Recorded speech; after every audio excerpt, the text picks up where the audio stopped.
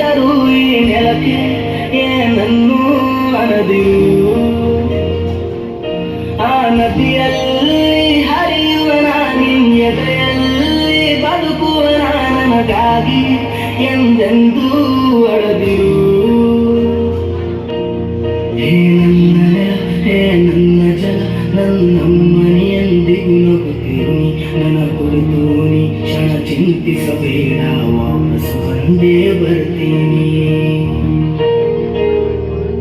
ಹೇ ನನ್ನ ನೆಲ, ಇದು ನನ್ನ ಜಲ, ನನ್ನ ಜನಮನ ಎಂದಿಗೂ ನಗುತ್ತಿರಲಿ. ಬಾನಂಗಳದಿ ಹಾರಾಡುತ್ತಲೀ, ಆ ತಿರಂಗ ಧ್ವಜವೇ ಕಾಣಿಸಲಿ.